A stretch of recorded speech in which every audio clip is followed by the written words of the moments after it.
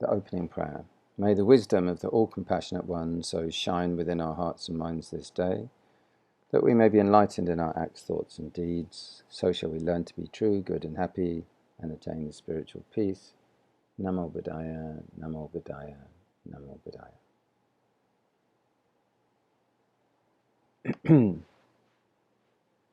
So the unit 1 is about appreciating the family.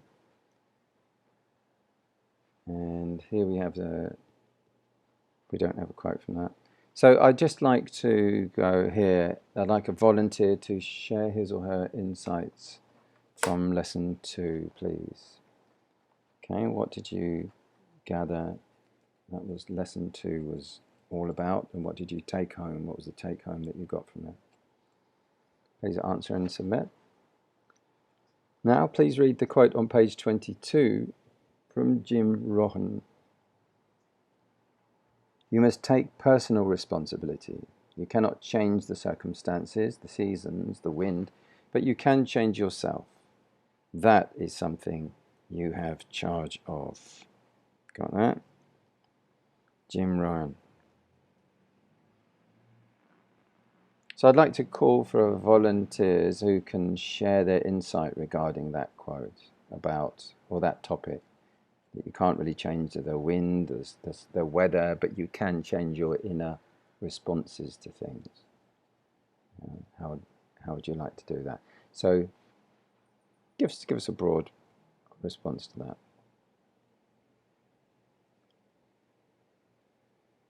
Right, so I'd like to lead you students to read the story of John Gokongwai Jr.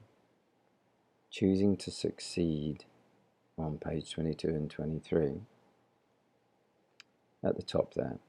For us Filipinos, the Bayanihan spirit shows our strong sense of solidarity. The Bayanihan spirit is manifested when a person, in union with others, helps, works for, and even sacrifices for the betterment of the community or the attainment of a goal.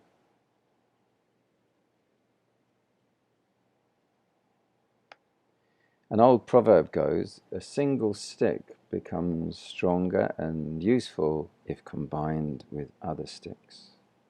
And this means that a group's concerted efforts can create a more significant change compared to the actions of one. For an example of the principle of solidarity, read the story below. Choosing to succeed. John was the son of a rich businessman in Cebu.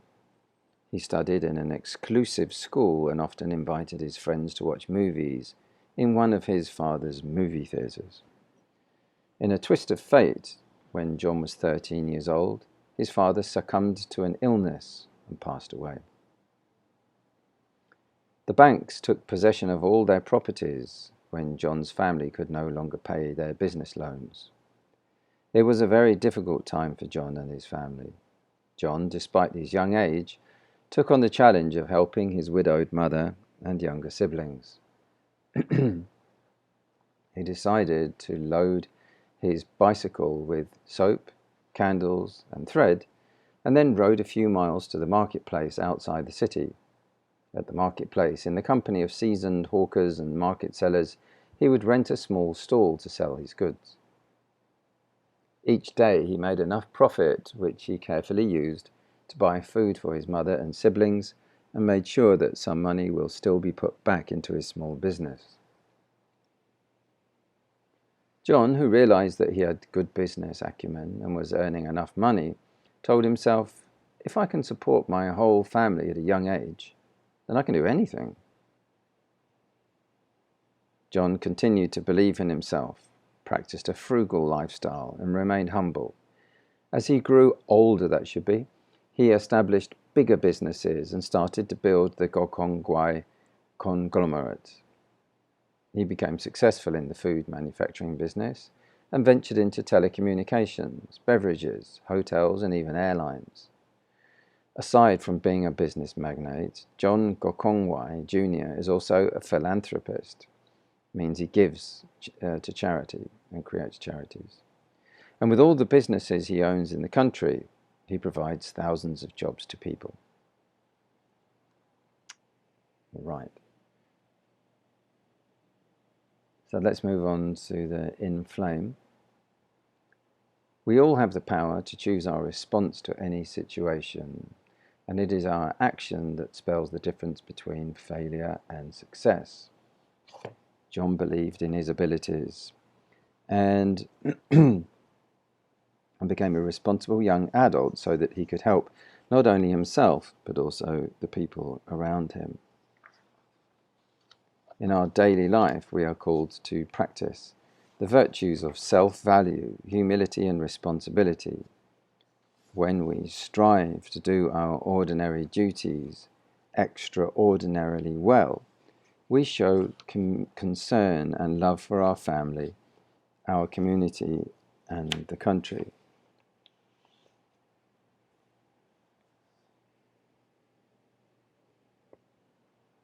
So I'd like to ask you students the following questions. What is the story all about? Please answer and submit. The story is about the determination of John Gokongwei Jr. to succeed in life despite struggles in life.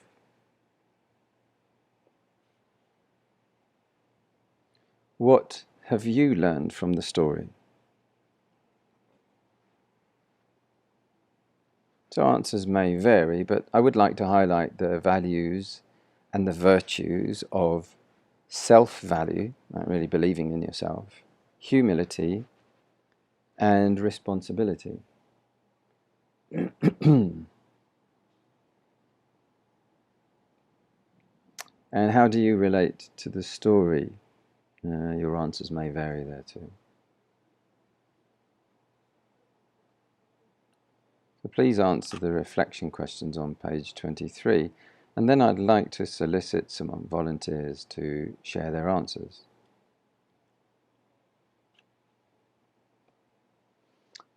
We're on to a reflection then.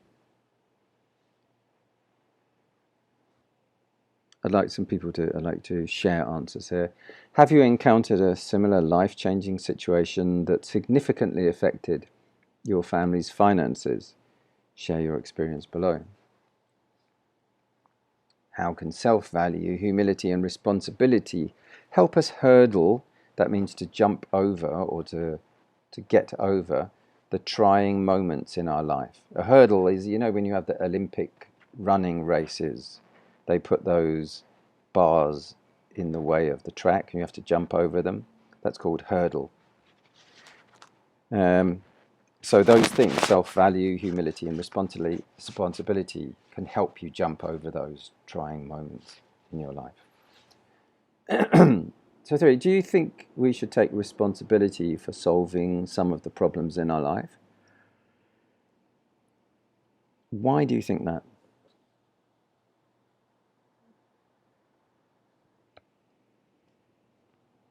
So students, let's move on to, and please read pages 24 and 25. And then answer the 3-2-1 chart. I am an integral member of the economic society.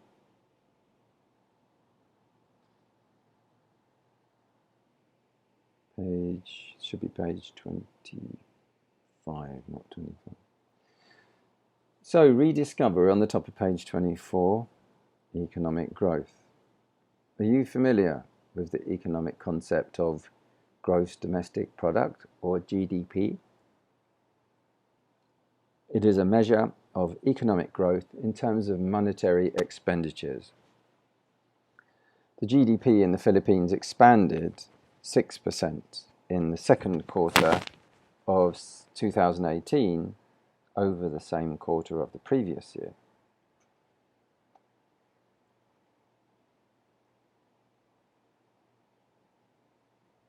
Okay, nice illustration. Historically speaking, the GDP annual growth rate of the country averaged 3.78% from 1982 until 2018. That means our economic growth is at around 3 to 4% per year. While we can say that our economy is growing, the question remains, are the benefits of an expanding economy felt by the poor, the last, and the least? There are numerous ways on how Filipinos feel about poverty, and if they consider themselves poor,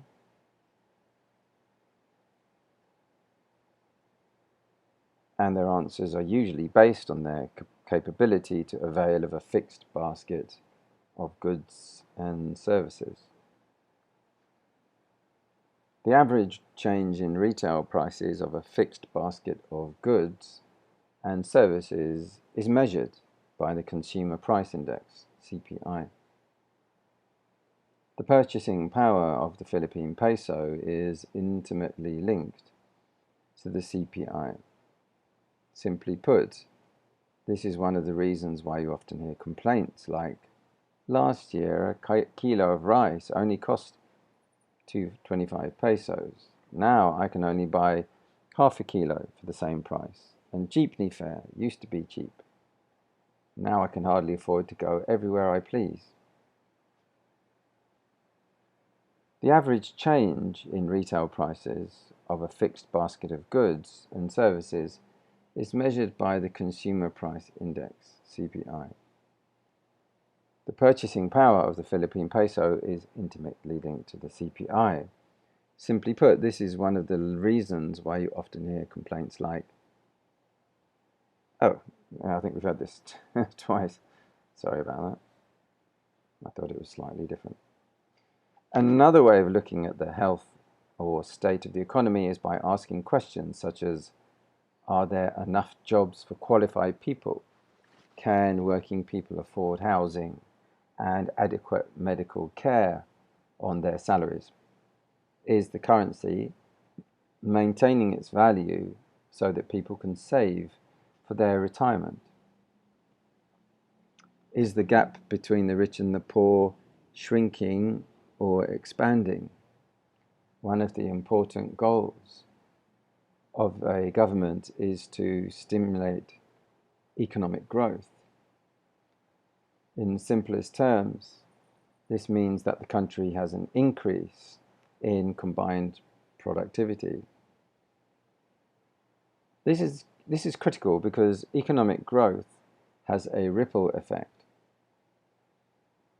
and have enough money to invest in the labor force.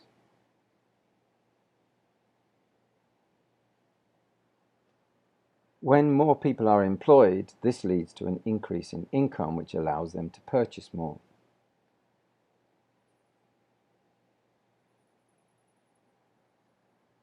There are some ways to generate economic growth. One is the discovery of new or better economic resources. At the moment, various countries and companies are exploring the use of renewable energy, such as solar and wind power. There's a picture of a wind power farm. Another way is to grow the labor force. People with income can consume goods and avail of services which stimulate the economy. A third way to generate economic growth is to create superior technology of other capital goods. However, the rate of technical growth and capital growth is highly dependent on the rate of savings and investment, since money and enough resources are necessary to engage in research and development.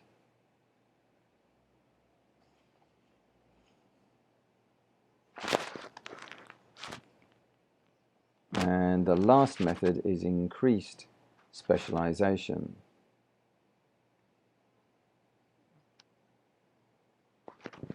This means that laborers who are more skilled in their crafts are more efficient and productive, while most governments try to do what they can to manage growth within the economy. It is critical for economic growth to be inclusive. This means that there are equitable opportunities for economic participants, wherein benefits are incurred by every section of society. A country that sustains inclusive economic growth reduces the disparity between the rich and the poor. This rings true to how the Organization for Economic Cooperation and Development views a growing economy, one that creates opportunity for all segments of the population and distributes the dividends of increased prosperity, both in monetary and non-monetary terms, fairly across society.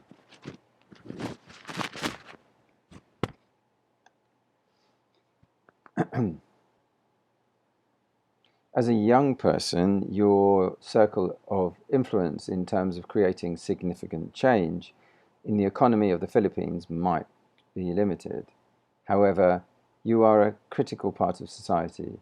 Our national hero, Dr. Jose Rizal, said that the youth is the hope of the nation. And reflecting upon this, you can now already do a lot of good that will enable you and your family to be productive members of society. Studying hard and preparing well for your future career is a good start. Okay, page 24. Do you know that the Organization for Economic Cooperation and Development, OECD, is an international organization with 36 member countries committed to economic progress? It is a forum where economic policies are compared, best practices are shared, and solutions to economic problems are proposed and discussed. So we're at the bottom of page 25 now. Answer the 3-2-1 chart. I am an integral member of the economic society. And following that, there is a next slide. 3-2-1 chart. So 3, 2, and 1. 3 things that I've discovered about the economic society. 3 things that I've discovered about the economic society. 2 things that I can do to fulfill my part in the economic society. 1 goal that I hope to achieve this year that will contribute to my family's finances and ensure that I will have a bright future.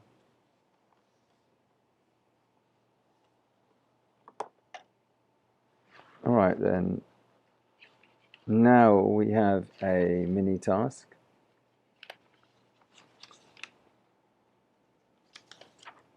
So the mini task, should make a note in my book. The mini task about it. I'd like now to please ask you students to create a poster and acronym for solidarity. So examples of these things can be seen on Google Images. If you put those in, you'd see something like this.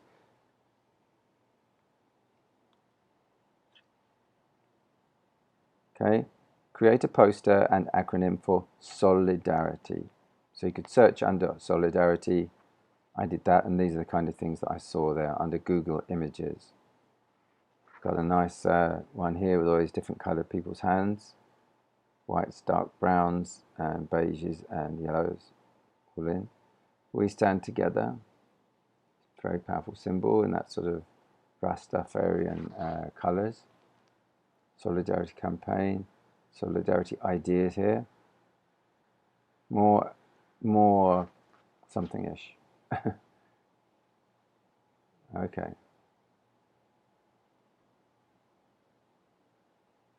Oops. Hang on. I'm going to take a pause there, and I'll be coming back. Right one.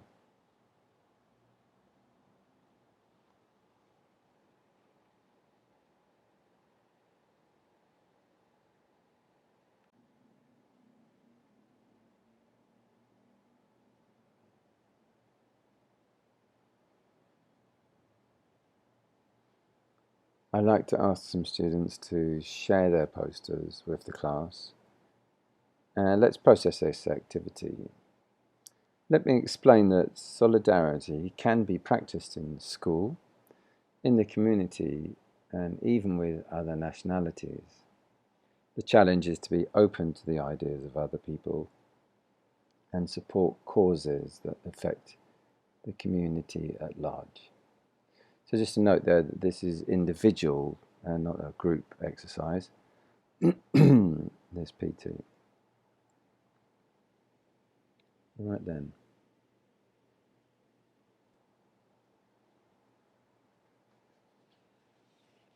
I'd like you to move on to page 26. Valuing a virtue. So let me explain, class, the featured virtue, responsibility. This virtue entails that all the members think and act in such a way that decisions, words, and actions benefit not just the individual members, but the whole team. After reading page 26, I'd like to challenge you students to come up with a list of ways that will show that you are team players. So to show different ways that you already know you are doing. So valuing a virtue, responsibility. Are you a student leader? Do you lead a youth group in your community? Leaders undeniably carry a heavy responsibility, not only to their members, but also to the people who gave them their leadership position.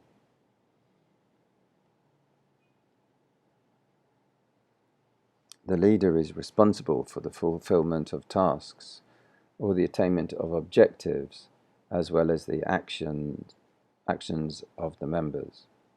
However, responsibility does not lie on the shoulder of the leader alone. When we speak of responsibility, we also look at the members of the group and how they do their part so that the goal can be achieved. Hence, responsibility rests on all the members, leaders and followers alike. St. John Bosco once said, "Do your ordinary duties extraordinarily well," which means that no effort or task is small as long as it is done to the best of our abilities. Responsible people practice self-discipline. They make a conscious plan of how their part will be executed. They work without getting distracted and choose to finish their tasks before having fun. They commit themselves to the attainment of the goal. There's the picture there of someone declining to play games. He's saying, no thanks. The others. He's probably got better things to do. Furthermore, responsible people are consistent. This means that they are people on whom others can depend, whatever the situation may be. A responsible person sticks to his word, gets his act together, and does not easily give up when things do not seem to work out. One way we can show responsibility too is by being good stewards of our money and assets, no matter how little they seem to be. While the creation and distribution of wealth in the country at the moment might be beyond your circle of influence, what is within your circle of concern can be managed. Simply put, you can show appreciation for the hard work and effort of your parents to provide you with boon or allowance. Just want to check that. By boon or allowance. Oh, ba'on. Ba'on or allowance by spending your money wisely. If possible, you can save your money at the end of the week and ease your parents' burden by just asking for a little less than you usually receive, since you still have some money left. Another way of being responsible and taking into consideration your family's finances is by taking care of your health. That means avoiding vices that can make you sick and developing healthy habits, such as engaging in a sport, eating nutritious food, and having enough sleep, and practicing good hygiene. So we reach the end there. Please read the trivia on page 26. The word responsibility originated from the Latin term responsabilis, meaning answerable. Hence, a responsible person is someone who is answerable or accountable for his actions. I'd like to ask students why the following campaigns are meaningful and significant, not just for a few individuals, but for the whole world as well.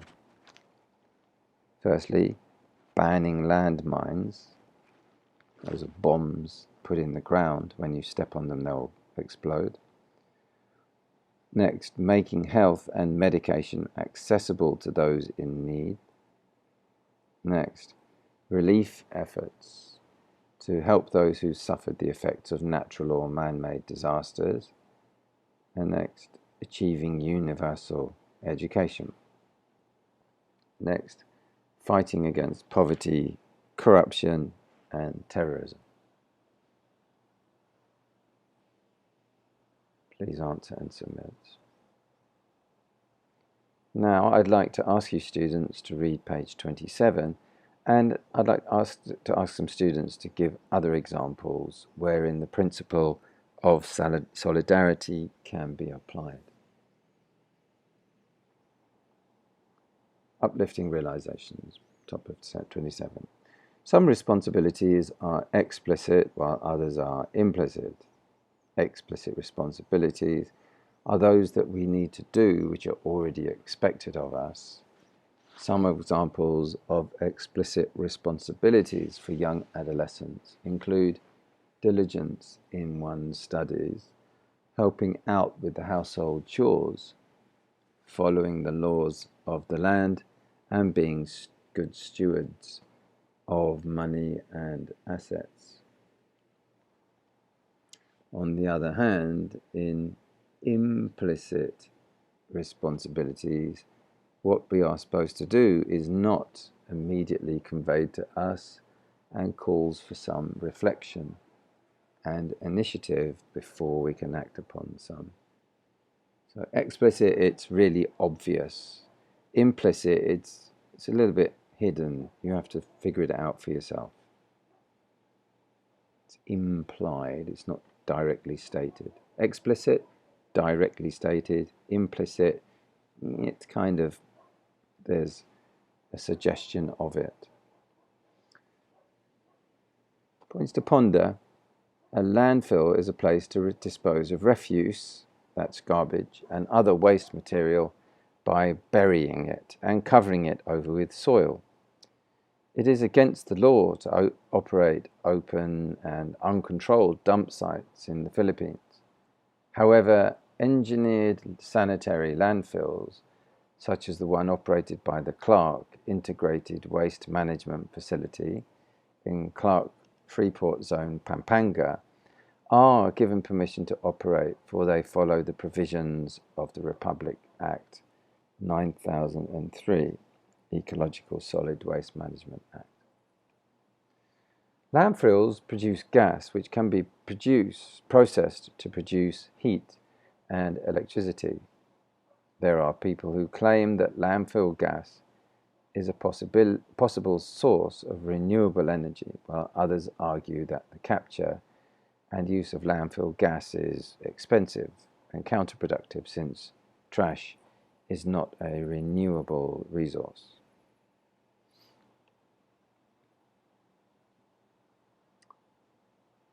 Okay, I'd like to please ask the students to answer the points to ponder on page 27. A landfill is a place to dispose of refuse and other waste material by burying Just a minute, this has been already done. It's been done twice. So, 1, do you think we should explore landfill gas as a source of energy so as to increase production of goods, lower the cost of electricity, and make the economy better? Why?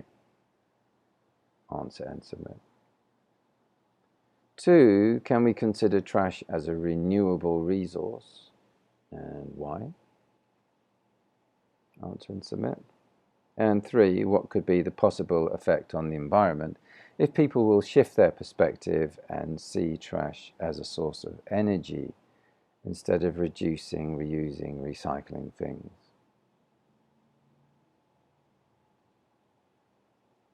(28) Engagement, the summative test.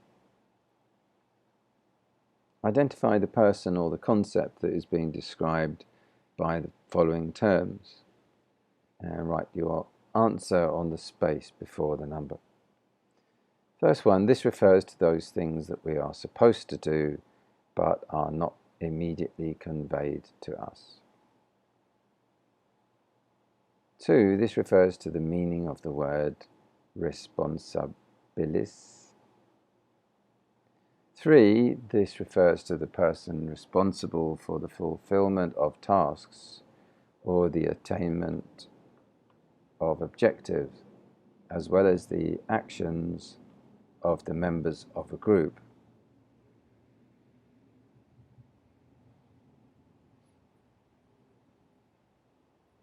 4, this refers to what should be done with the dividends of increased prosperity. And 5, this refers to the hope of the nation.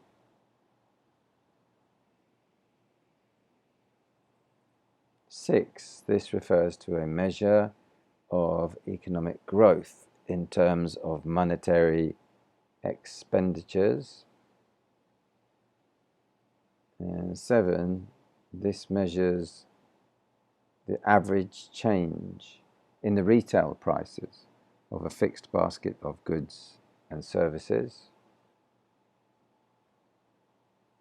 8, this refers to those things that we need to do which are already expected of us, like being good stewards of our money and assets. 9, this refers to the effect of creating superior technology or other capital goods. And 10, this refers to the virtue of a person who believes that he is accountable to those things that are within his power or control.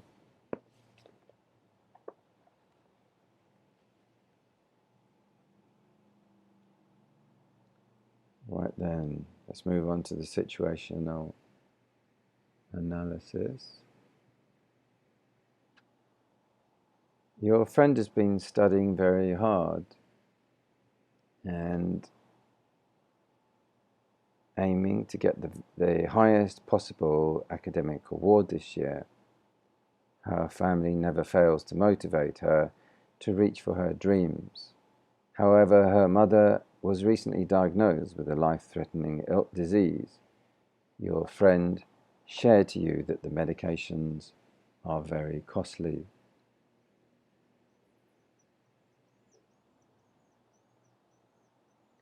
And hence she is thinking of dropping out and helping her father earn money to buy medicines, as well as help to take care of her other siblings. She also shared to you that her mother is against this idea and told her to continue with her studies. How can you help your friend?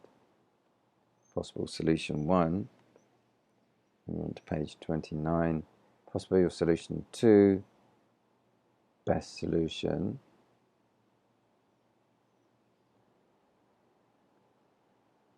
Situation 2, your class advisor talks you tasks your class president to organise a cultural show as part of the school's Foundation Week celebration.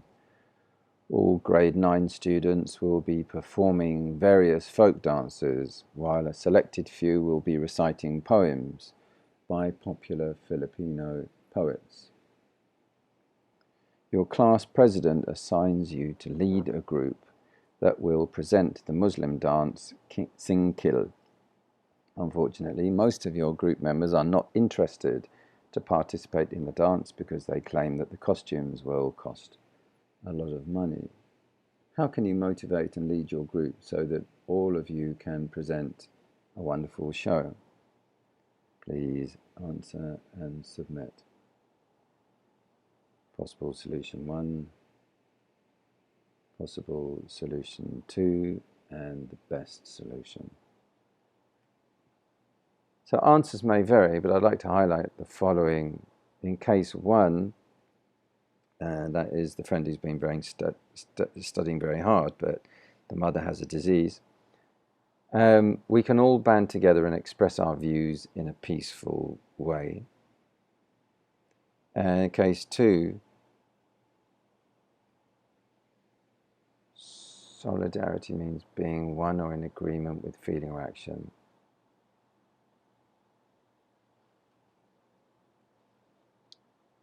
So, moving on to the scaffolding for the performance task.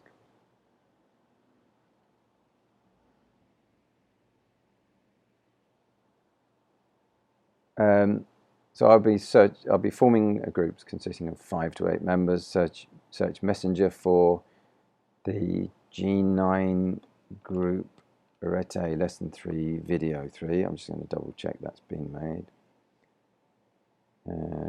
G9 group.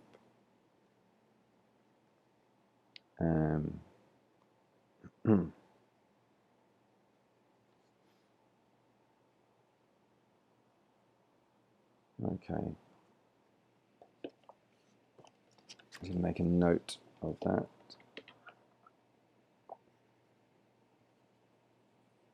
It's the G9 group.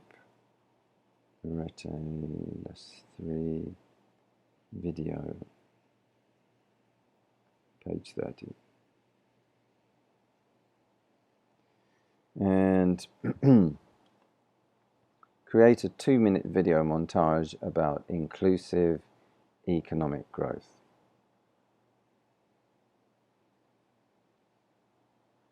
So create a 2-minute video montage about inclusive economic growth, including everyone in the community in the growth of the economy.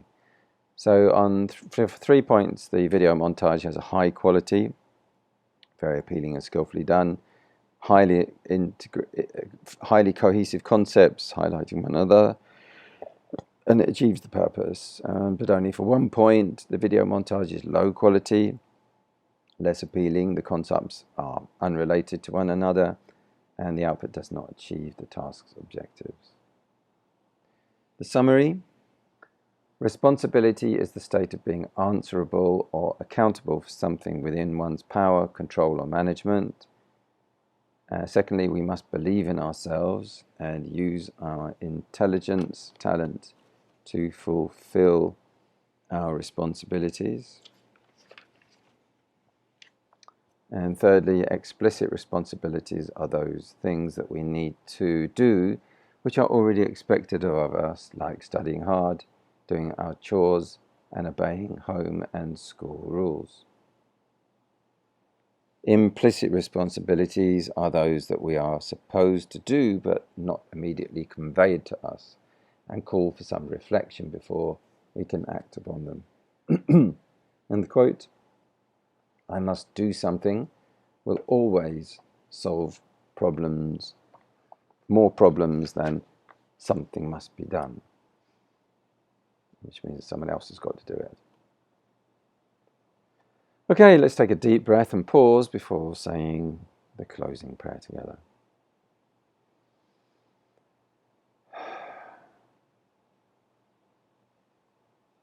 Reverently do we pray to Thee, the Holy and Perfect One, We earnestly resolve to understand thy teaching and to daily tread thy path. So shall, like thee, we may attain the peace of Nirvana. Namo Buddhaya, Namo Buddhaya, Namo Buddhaya. Well done, everyone.